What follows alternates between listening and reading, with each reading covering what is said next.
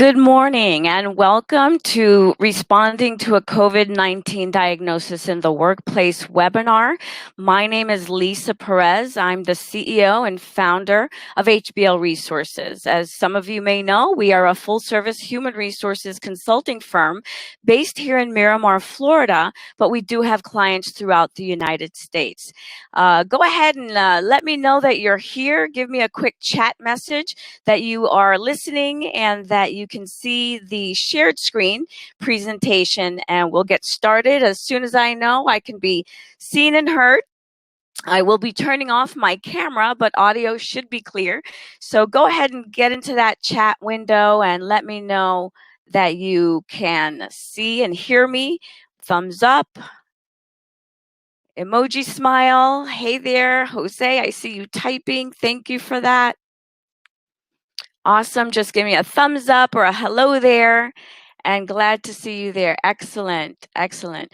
Well, we're going to dive right in. As I mentioned, my name is Lisa Perez. I'm president of HBL Resources. We have 3 streams of service. Great. Glad to see you here, Maria, Joanna. Great to see you all. We focus on 3 streams of service: consultation, HR administration, and training and development. And this year, especially with what's going on in our workplace today, we have forced ourselves into the webinar space, which was up and coming. We just had to do it a little bit sooner. And so we're going to be talking about what you need to do when responding to a positive COVID-19 diagnosis, right? We are starting to look forward into the future to say, okay, when will we get back to work? And I think that it's safe to say that we are going to potentially experience a positive diagnosis in the workplace at some point in the future. And so we are hoping to prepare you in advance for that so that you know exactly what to do. And you know, you're welcome to call me in the moment. God forbid that should happen, but we want to prepare you in advance. So let's go ahead and dive right in.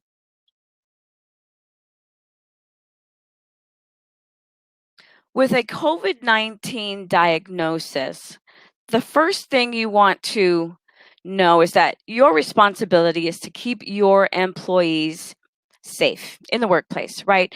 OSHA compliance is important, but there's so many other things that we need to take into consideration. So the employee walks into your door, the first thing you want to make sure of is that you know exactly what to do and what considerations need to happen. So first and foremost, you've got to think about the CDC, right? The Centers for Disease Control and Prevention. That is the first and foremost leader in what's going on today in the workplace with the guidance under COVID-19. You've got an employee that's confirmed. You're responsible to ensure that you inform fellow employees of their possible exposure. But we've got to talk about maintaining confidentiality, because that's required under the ADA, and we'll talk about that in a minute, right? You want to make sure that coworkers then self-monitor symptoms, and we'll walk through what that timeline and conversation looks like, but we're going to start with a broad overview of these legal considerations. CDC also requires that we address cleaning and disinfecting measures that should be taken in the workplace, okay? And I've got a complete legal guide and some quick links for you. I'll let you know at the end how you can gain access to those things. But we want to make sure that we understand what gets regulated next, right? Then we've got OSHA, the Occupational Safety and Health Administration. Their main goal is to ensure that we as employers maintain a workplace free from illness exposure and accident exposure. And illness is definitely the area that would be covered under the COVID-19 arena. We've got some resource guides that we've located. They're getting updated regularly, but those quick links will help you gain access to those resources directly from the best sources. And then we've got to talk about ADA, the Americans with Disabilities Act. At this time, ADA, EEOC has not determined whether COVID-19 triggers ADA, but there are definitely some things that we as employers need to ensure that are ADA specific. First and foremost, that confidentiality piece. And we'll talk about how do we tell people that they've been exposed and not tell them how, right? But we'll get to that when we look at the specific timeline. Then you've got the EEOC.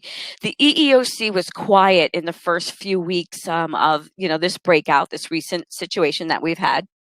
And now they're starting to provide some very clear guidance, especially in terms of one, following the CDC. That's their recommendation as well. So it's not just coming from me, right? Or the world at large. The EEOC advises that all information about these kinds of disability related inquiries and even medical examinations need to be kept confidential, because you probably have heard already that we are permitted as employers to start to take temperatures in the workplace, right? And that would be considered in some situations a medical examination. Well, what do we do with that information? And we'll touch a little bit on that as well. And certainly we'll be having some follow-up Q&A. So if you've got some questions as we go through, I'll take them probably for the last 15 minutes, 10 minutes of the webinar. I've got a lot of content to get through.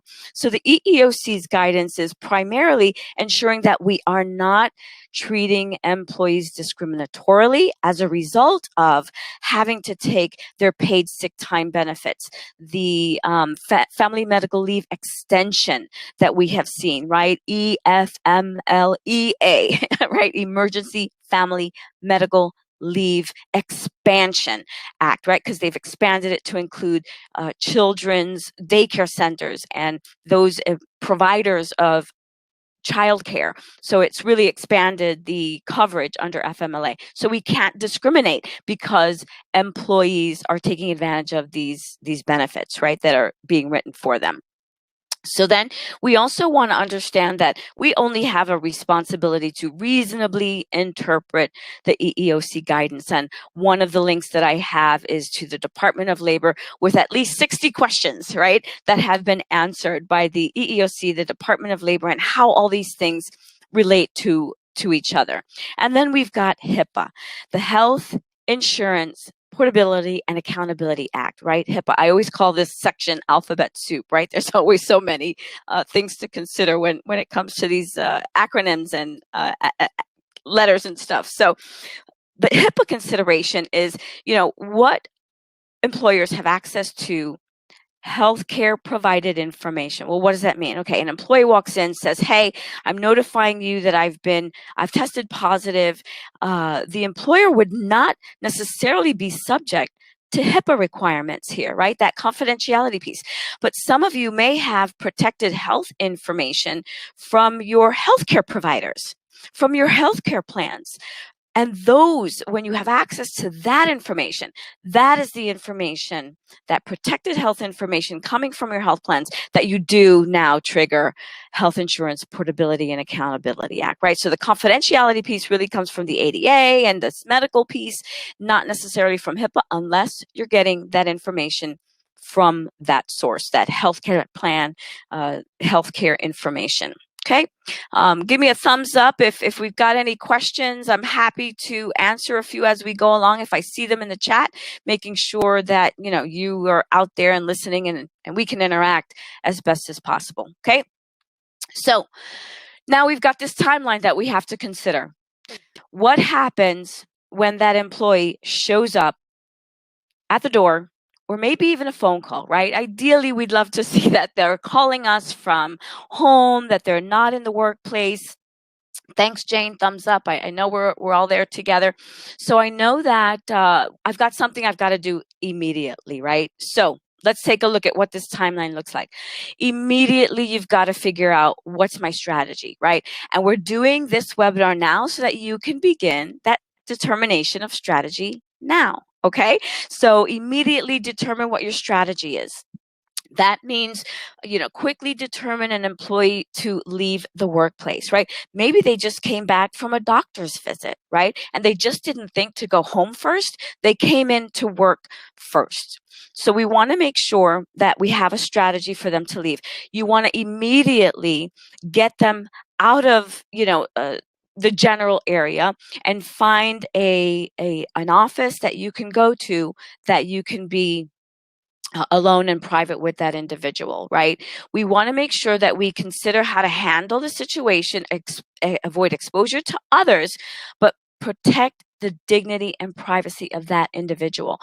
Making sure that, many of our workforces and workplaces, do we have PPE, personal protective equipment? Do we have masks at the location? And I would definitely recommend at this point that our first aid kits currently, you go ahead and equip them, stock them with a few face masks. And you should have medical gloves already in those first aid kits, but go ahead and put some extra in there because we may need to use them for Band-Aid, but we may need to use them because of contact with an employee who may have tested positive. Okay. So those are the immediate things, right? Get them into an office. Let's, figure out how we avoid them to exposure and the best strategy to get them out of the workplace, without being so obvious and exposing them to others. Very, very important. And I'm odd about making sure interactions with employees end with dignity intact on both sides, right? So now we've got a 1 to 2 hour window. We've got to initiate, obviously, that conversation with the employee.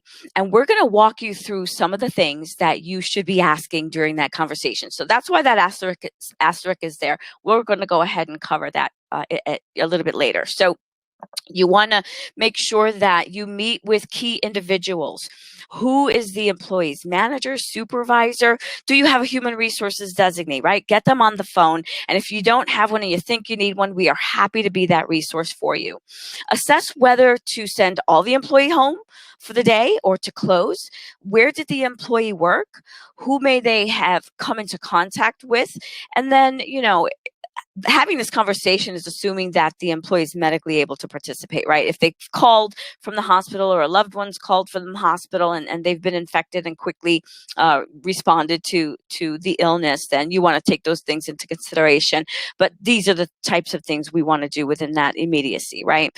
Develop a list of the likely individuals who may have come into contact with this employee, right? Who could have been infected or who could have been in the same workspace, who's the supervisor, the manager? Did they have any meetings outside of the workplace that might have caused contact with another, right? A client, a customer, a vendor, any of those individuals. And then you've got to start to prepare, what are you going to say to the employees? And we'll get to that as well here in a moment.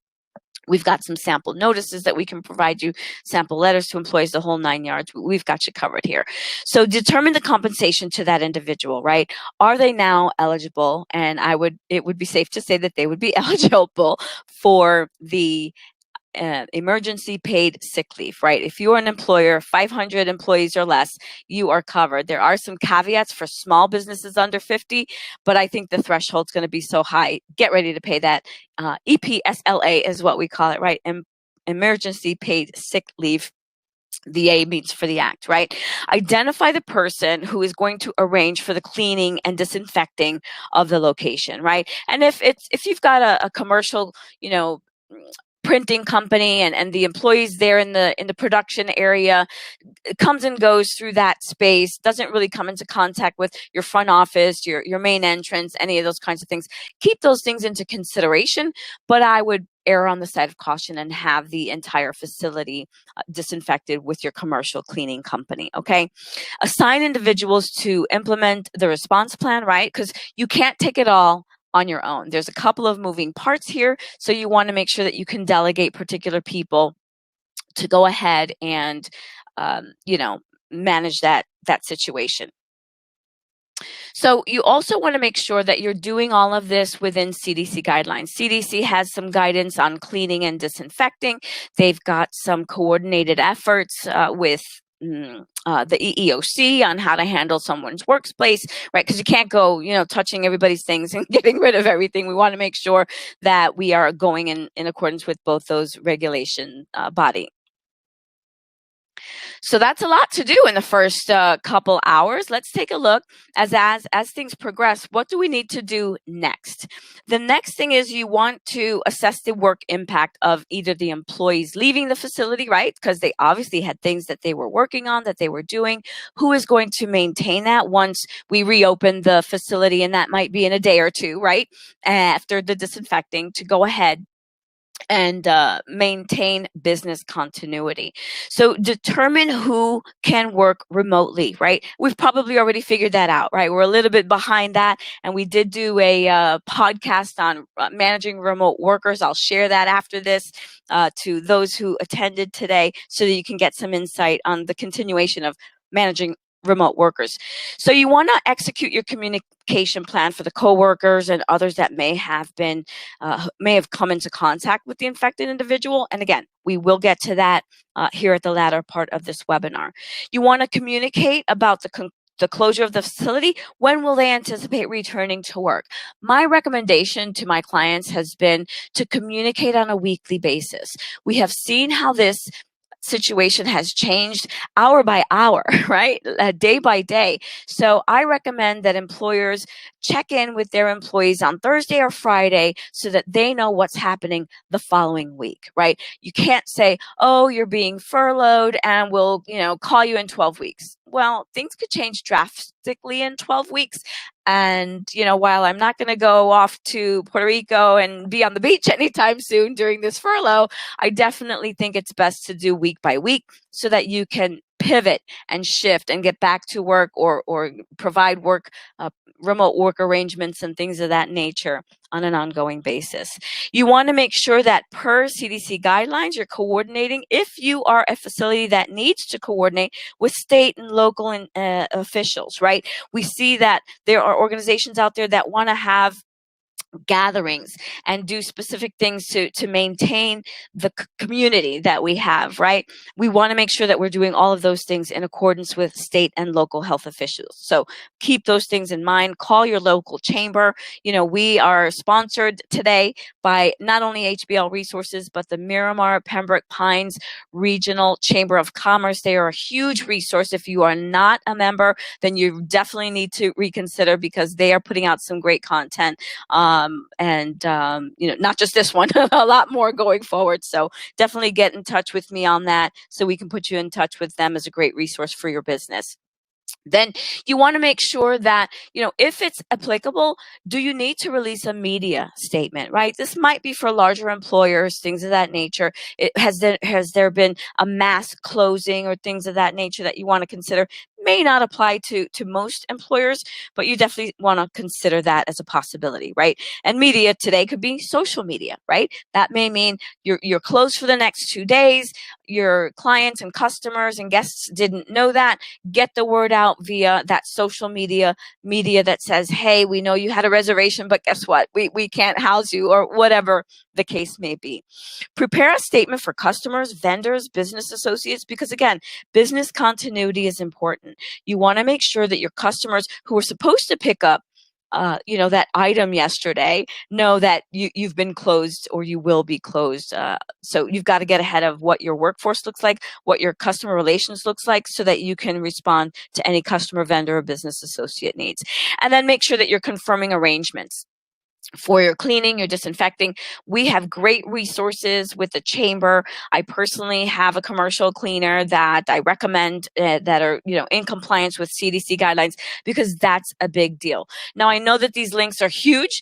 We have a resource guide that we will be able to get to you so that you can link to the CDC's own recommendations on the disinfection processes, some of the best cleaning, all of that kind of stuff and resources for your business. So you want to get those things confirmed. And at the end of the webinar, I'll definitely let you know how you can get that quick link guide. I just can't seem to say that today, can I? So now we've got a window. We've taken care of all of these conversations that need to happen. We've figured out what we're going to do in the next 24 to 48 hours. Well, what do we do in those 24 to 48 hours? We conduct the cleaning, right? We already figured that out. We want to make sure that we're closing off any areas that the infected person was at so that nobody else walks in there. That's an important thing. You want to remember that if you are an employer subject to OSHA record keeping requirements, right? Then you make sure that you've got that record of that in your logs, right? Because there are some OSHA logs that are required. Open the windows. Get the windows open to your facility. Get the air circulation going. Make sure that you can air that out because of obviously, respiration and all that. I'm not saying it's in the air, but it is a CDC recommendation to go ahead and get those windows open. And then, if possible, wait 24 hours before beginning cleaning. Okay. I think we've seen that, indication that the virus can last certain hours, certain days on certain materials. So you want to keep that in mind to go ahead and get that scheduled. At least, wait up to 24 hours is the recommendation. And then again, develop a plan to address any impacted essential employees, right? Essential meaning, oh my gosh, you're the general manager, you're my right arm, you're my right hand person. What is it that that individual needs to do, and how do we get them set up on a remote work situation, that kind of thing, which we've put into play.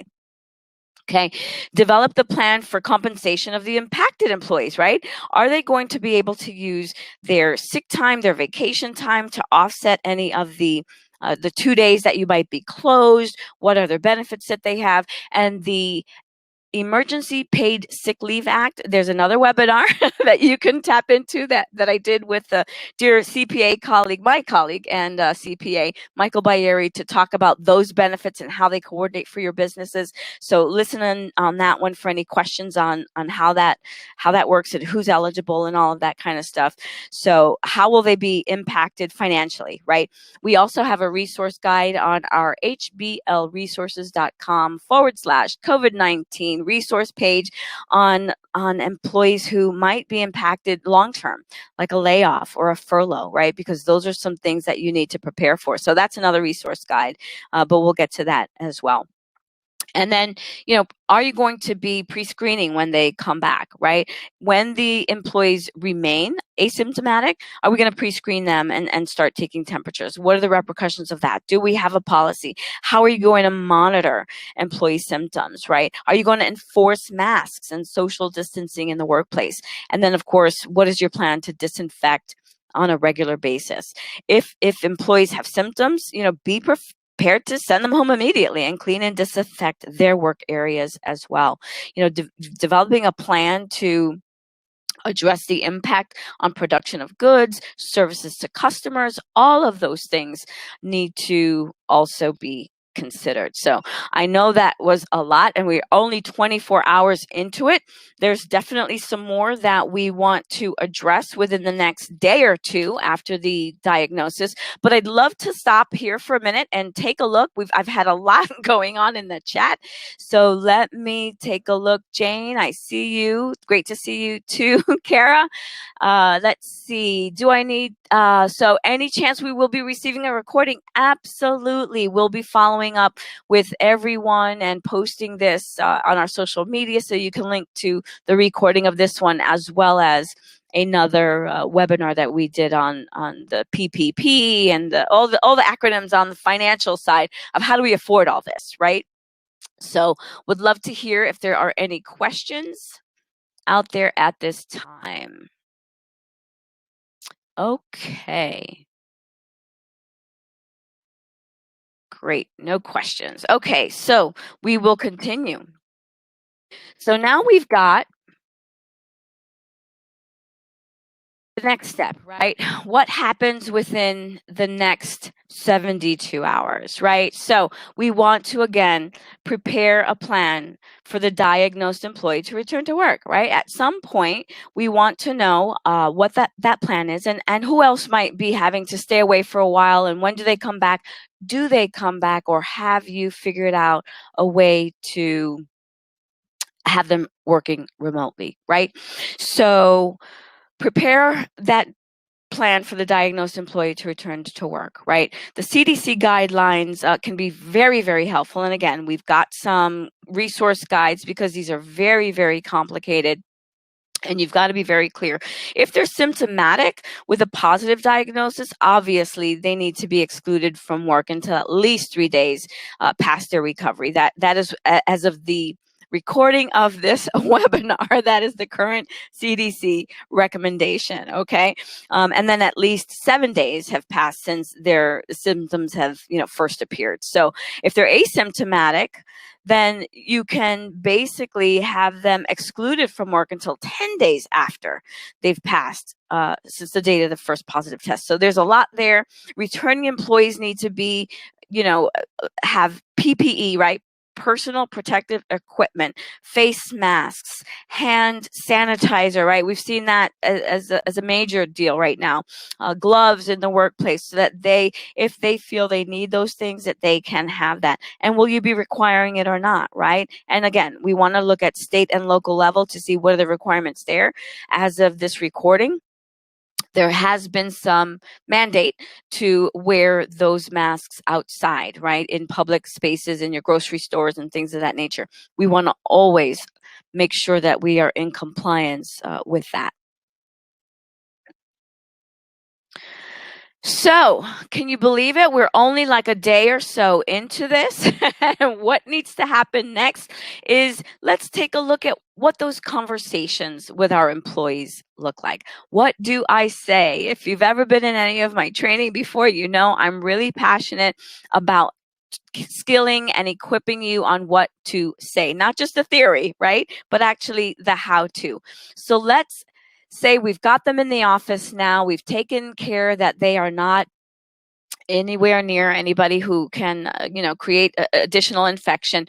So we want to, obviously, we talked about this already, immediately isolate in an enclosed space, right? That's why they're in that next office, right? Hey, hi, I'm here. Let's get into this office really quick, right?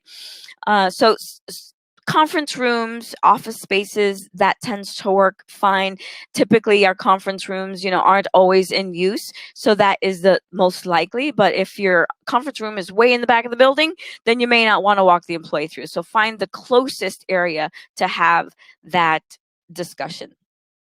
The employee should be advised to seek medical attention if they haven't already, right? Because sometimes they may have self-diagnosed and they're walking and saying, I think I've got it. So we want to consider both of those scenarios.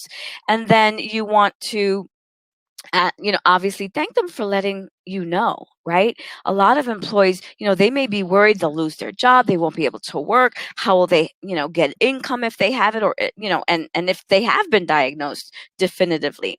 So we want to be compassionate about that. Thank you for letting us know. We hope you guys, you and your family take whatever steps are necessary. Your health is the most important. And as an employer, if we can help in any way, let us know, right? We want to make sure that we take steps to address the safety and work issues. Who have you been in contact with in the last, 72 hours, right? That is a critical thing. So we can designate someone to discuss, if it's not yourself, that with the other employees who may have been exposed, right? We want to ask the employee, obviously, that they remain away from the workplace. They may already know that from their health care provider, and that's based on healthcare information and CDC guidelines, right?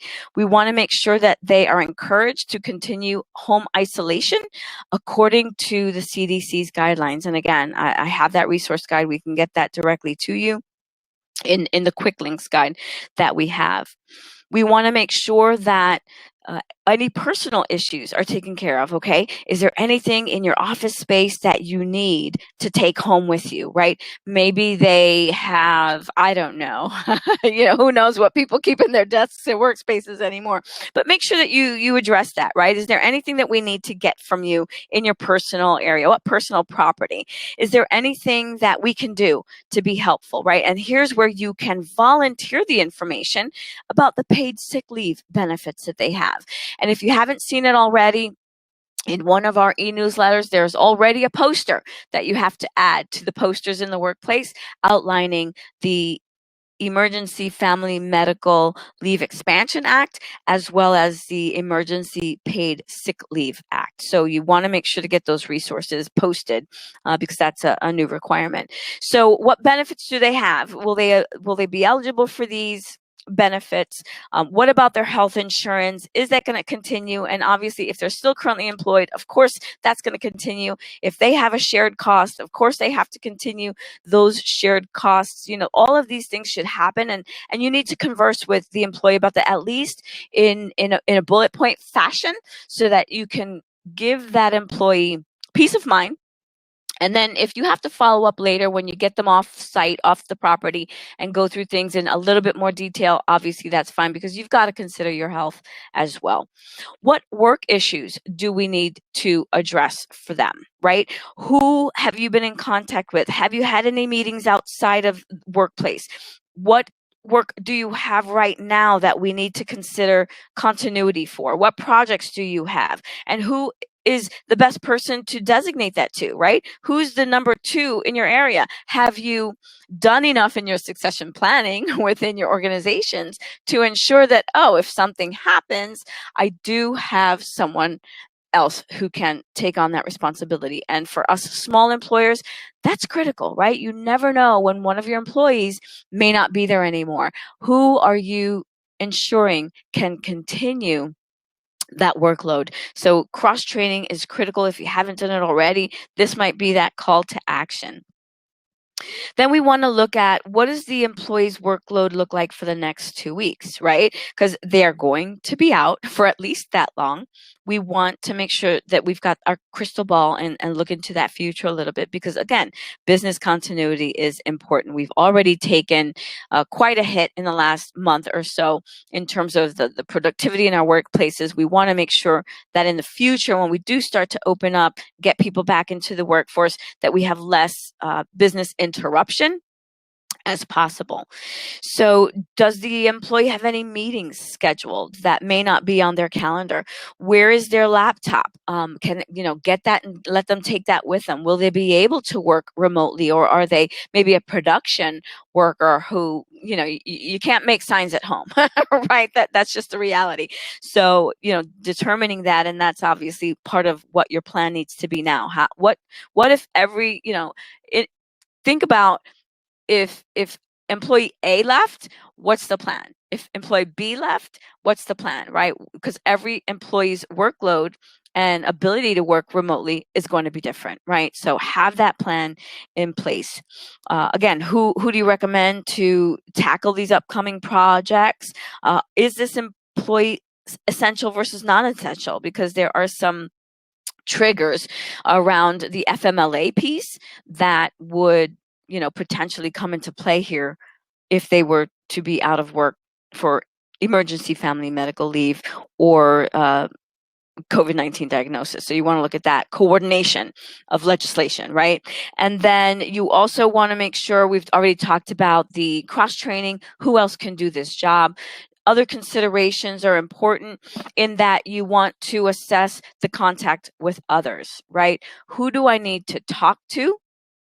Who else have you been, in contact with? You want to make sure that we're notifying the other employees rather.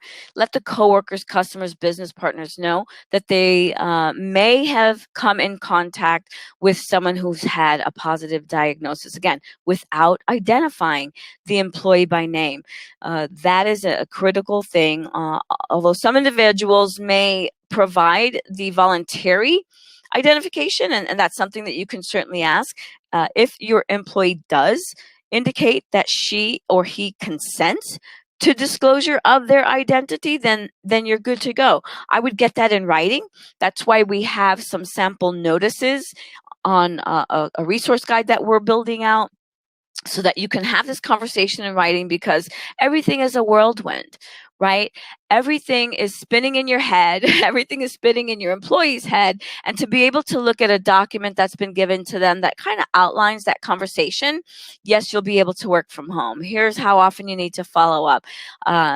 Here are the benefits that you have. This is when we expect the, premium payment for the medical, right? And obviously we want to try to give as much grace depending on what the financial piece looks like for that employee, but be consistent, right? You can't do for employee A what you're not doing for employee B and C. So make sure that these thoughts are happening now, and what is that practice going to be? What is that policy going to be?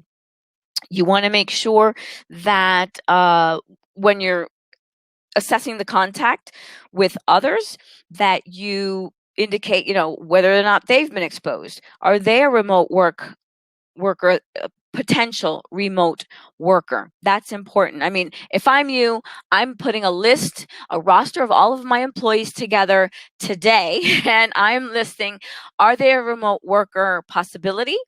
What would they be eligible for any of the paid leave, right? Because there are some caveats that some have to be employed 30 days for some of the benefits, some is immediate. So we've got to coordinate, what that looks like as of the date of exposure or notification. And that could change from now until then. So put all those things together and ensure that you've got the plan in place, and for what employee what is the plan for each employee. I almost got tongue tied there. So continuing on that conversation of assessment of contact with others, now you've got to do that same process with them, right? Were they a remote worker? What is their new schedule going to be? Who did they come into close proximity? And again, that 14-day period is about what we look for, right? Who did you come into close proximity, right? 3 to 6 feet, right? That's what we're calling is social distancing within the last 14 days. Have them pull out their, I'm going to age myself with this one, day timer, right? Which is now our phones, right? Pull out the phone, see, who they've been in contact, who they met with, because they may have forgotten, the one-off employee contact or a customer contact that they had, but might be recorded in their timeline of their calendar, right? Share tools and work products and projects again with that individual. Make sure that if they've spent time in the community and shared spaces in the last 14 days, that you encourage them to notify those locations, right? Oh, I went and did the outdoor cycling day, whatever it is, right? Hopefully that's not the case, but you never know. We've got to look and think outside the box so that we can help to mitigate the risk of exposure for people and get ahead of it, right? So with the voluntary identification, thank you for that question or that comment. That is an important thing, but make sure you get it in writing, right? Make sure if the employee does consent to the disclosure that you've got that indication in writing. And obviously any individuals with whom the employee's identity is disclosed should be instructed to keep the information confidential, right? You, the employer or the designated communicator, was given the okay to release that information, not the employee. Does that make sense, right? So it's just you, not everybody who you've told. I always err on the side of caution and say, you know what? Although it's permitted to get the self-identification done voluntarily, I say just don't do it, right? Because you can't, it gets tricky because, yep, Jane, it gets tricky. We said the same thing when you've got to now keep everybody else on a hush, right? And then what does that do in terms of, maybe you've got a collective bargaining agreement, right? Maybe you've got to worry about a union workforce out there.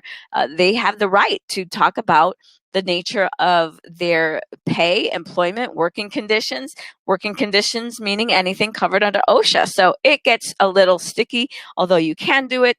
My recommendation, err on the side of caution and don't even go there. Okay. So then how do you have that workforce notification? Is that something that you're going to do one-on-one? Do you find a place that has room, right? Your main area where you can keep people separated and social distance while you have this conversation. And then we've got to remember that, people are going to be uneasy, right? We tend to be unaware and uneasy with the unknown, right? So are we having these conversations ahead of the time, right? Do we have a plan in place to maybe share this webinar with your employees to say, this is what we've just learned. This is the guidance that we have. This is where and how we are going to conduct ourselves in our workplace so that they've got some understanding of what's going to happen around them. And that helps give them a little bit of assurance, a little bit more calm, for lack of a better word, that everything's going to be all right and that their employer has their best interests at heart, but has put a plan together before you needed the plan, right? Important information. So I wanted to challenge a few of you, do a little fun thing. This office layout that you're looking at that I'm using for my presentation, I am giving away an hour's free consultation for anyone who might have noticed what show this office layout comes from. And no, it's not The Office. So if you've got an idea, if you're on TV and you're watching shows, this actually comes from a TV show out there. So if you recognize the layout, put it in the chat and you'll get a free 1 hour's consultation with me for any HR topics or COVID topics that we can chat about. So wanted to include that really quick. So let's take a look. I've got some poll questions that I kind of wanted to run by you and just see a little bit about what we are doing out there. It should pop up here shortly. And again, I'm watching the chat, so let me know, please, if you've got any questions. So do you know the CDC guidelines for proper disinfection? So I'll go ahead and close this poll. Go ahead and answer that, and then I'll just give you the results. We've still got a couple coming in. Everybody participate. Love it. Thank you. Awesome. So I'm going to close that. Get your click on, people. Coffee and a click. Coffee and a click. I'll end this poll now. And the results say that, hopefully you can see that, about 33% of you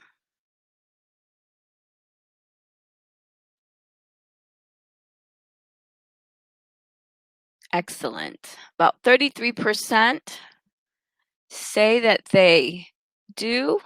We've got 50% that aren't sure, and another 17% as well. So hopefully you saw that.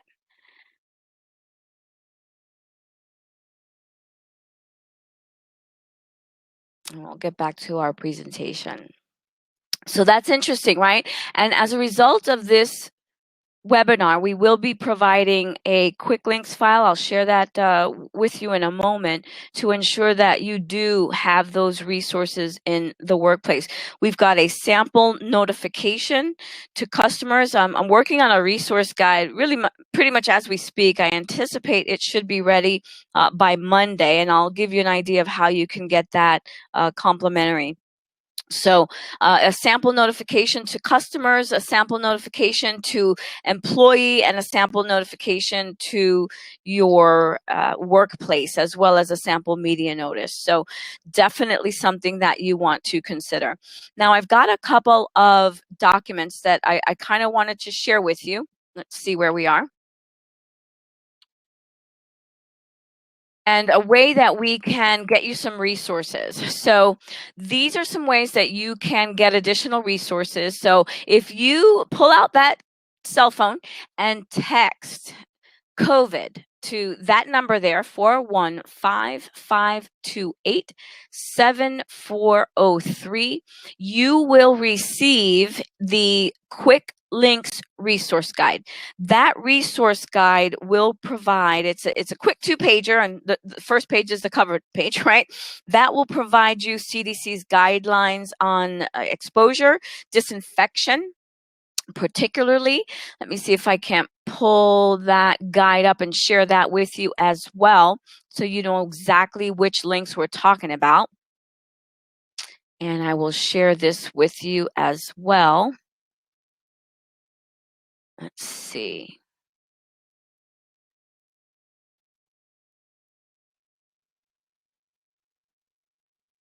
Just so you have an idea of what that looks like. Okay, so we've got clear as mud, right? Let me get that bigger for you. Interim guidance for businesses and employers to plan in response. That is a document from the CDC. Cleaning and disinfecting, another CDC. CDC again. I mean, they are really coming out with a lot of resource guides, and this is a great way to have it all in one place, right? You've got your OSHA guidance, you've got some more OSHA information on that, you've got the EEOC. This was a great resource for me as I navigate and become familiar with how all of the laws kind of work together. So yes, I have to educate myself, and I keep myself well educated for you all. Another one on EEOC and how the ADA, right? And my role here is not to, you know me, if you've ever been in my classes, if you've ever worked with me, I look to skill and equip my employers. I am always here for you. You can always pick up the phone, and we can continue to be a resource and provide all of that information. And then you can definitely reach out to me, but at least you've got some guidance here. So thank you for that. I will go ahead and have you view this in 2 pages. And you can see a little bit more information, some more CDC guidance, and a Department of Labor site that provides the yep, Jose, I'll definitely show that number again. The Fair First Families First CARES Act. So a lot of information, all of these wonderful resources. So this quick links guide, the 2-page I just showed with all of those quick links, is available when you text COVID, COVID, to the number on the screen above there. The other is if you book a consultation, there's the link right there, and you'll get a follow-up email after this webinar sometime later today, thanking you for your attendance, and then the link to book a consultation. And when you book a consultation, you will receive a complete toolkit and resource guide that I've actually been using to have and conduct this webinar, right? Everything you heard from me and then some will be included. The media guide, the sample notification to your customers, sample workforce guide, all of that stuff. And, get your list of questions together. And it could be COVID related. It could be just generally HR related. And let's have a conversation. Allow us the honor to help support you in what you do, and then we will provide the larger resource guides, about 9 pages or so, last look. So, and that should be developed by Monday, but you can schedule that consultation at any time. So let's take a look and see if we've got any questions. We are right at the end of our time here today. I want to thank you all for staying engaged, staying on the call. So many out there. I'm thankful to see you all, but I will take any questions. Let's see. Looks like yes, if an employee consents to being identified, it does make it easier, but it does get tricky. Yes, Jane, absolutely right on that. There's the number for those who want that resource guide. Let's see, I've got a question here. Can the employer require an employee who's been diagnosed with COVID to show a medical certificate stating that they are already free of the disease? Absolutely. We can certainly request those documents. What I do ask, though, is that we be patient with that recommendation, because our healthcare professionals, God help them, they are on the front lines. And oftentimes the CDC guidelines are what you could use. They will definitely receive, if they have been hospitalized, right, discharge papers. So those would be dated typically, and you could use those alongside the CDC's guideline in terms of how long they've been out of the medical care and that kind of thing, and then request the return to work. We're seeing a backlog, obviously, in the request for certification information based on the request for not emergency family and medical leave, but family medical leave, right? Because now I've got to take care of someone with an illness, right? So I may trigger family medical leave for myself. So just be patient with the request of that, and hopefully that employee will be permitted to use any time off. They would be eligible for sick leave, right? The emergency paid sick leave if they've been diagnosed. And keep in mind, there are very specific reasons why they would be covered or required. You would be required as an employer to pay those benefits. So keep that in mind. Taking a temperature or asking about your symptoms does not look so accurate. If you could rephrase that question, I'm not really sure if I understand the question, but there is guidance in both the CDC and the EEOC that permits an employer to take temperatures. I actually know a dear colleague of mine. Actually, I'll give them a great plug here. They are a local chamber member as well. Again, the Miramar Pembroke Pines Regional Chamber of Commerce is stepping up to the plate to offer these great opportunities to you to learn, whether you're a member or not, right? At a great price for those of you who may not be.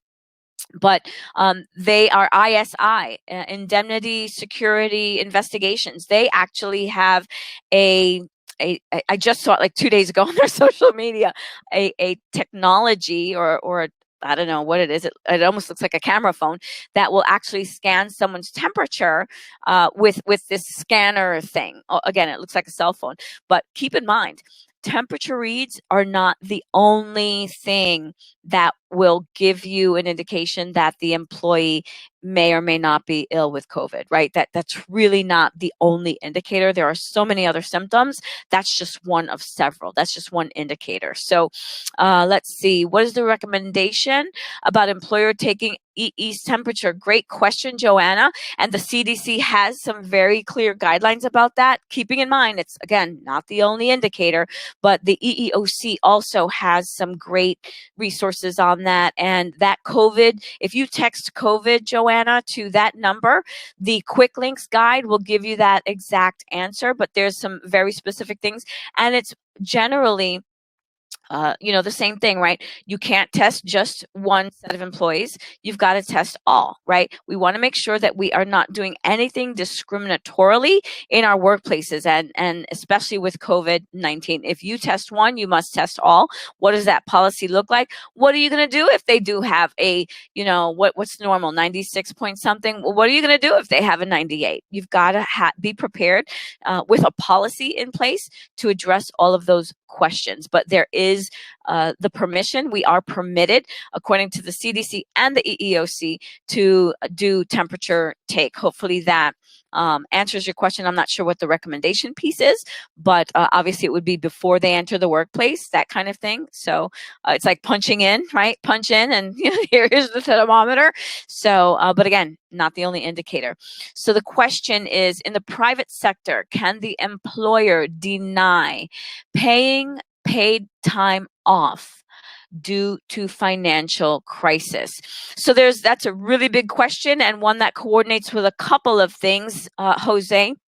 So the private sector cannot deny paying PTO, right? If your employees have earned their vacation time, their sick time, then they have the right to take those things, right? I have seen a few employers, and a client of mine particularly, whose benefit book, whose plan indicates that, benefits can change at any time, right? So, they just changed and I'm not paying you your sick or vacation time. You got to consider the impact there, right? What is that going to do to your internal population when they've earned PTO time and then we don't pay it? Now, there are some stipulations, and we're still waiting to get the definition of those employers who are under 50 and can be exempted from the Emergency Paid Sick Leave Act. Okay. And it's kind of like family medical leave, right? Undue hardship or reasonable accommodation, undue hardship. How do we define that? You know how that gets defined? That gets defined when people start to get sued. Okay. So if there is a financial crisis, then yes, that may exempt an employer under 50 employees, right? Because if you're under 500 employees, the emergency paid sick leave is mandatory. If you are a covered employer, you must pay those benefits for qualifying reasons. Okay, there are 6, I believe, qualifying reasons. And so the only caveat is if you're under 50 employees and you can show, I think it's financial, it's like, undue hardship. I've got the word in my head and it's just not coming out. Hopefully that answers your question, but that resource guide will also outline that. And the other webinar that I mentioned to you about the other mention about the webinar I did with a CPA that discussed how the paid, the PPP, the idle loan, and all of these other financial resources that we have, the that you have that you have access to be able to afford and pay all of these. Now, I'm not going to get into the conversation about, yeah, I applied 6 weeks ago, I still haven't seen anything, we just saw more money released, so reapply. What can I tell you? It is a crazy dynamic out there, and we're seeing so much change so quickly. But there is some new funding available, so please feel free to apply for those benefits to handle that. So we are right at 9:55. For those of you on the call, and I think I see a few of you, we were able to get an hour's SHRM credit for this webinar. So if you've stayed on and you are looking for that credit, go ahead and put a note in the chat box. I know I see a couple of my well-respected colleagues out there who I know have certification. So go ahead and put that in the chat. I wasn't able to get that automatically sent after the webinar. So if you need your SHRM credit for this course, by all means, shoot me a text. You've got my email as well in the, if we're already linked on my emails and stuff. So we will be able to provide an hour of SHRM credit for your attendance today. I am still taking questions until the very last minute. So please do feel free to continue to ask those questions. And I know my dear colleague, I do consider him a friend as well, Robert Goltz, the chamber president of the Chamber of Miramar and Pembroke Pines, is on the line, and feel free to let me know in the chat if you'd like to have me share anything. I want to thank the Miramar Pembroke Pines Regional Chamber of Commerce for allowing me the opportunity to present this information to you.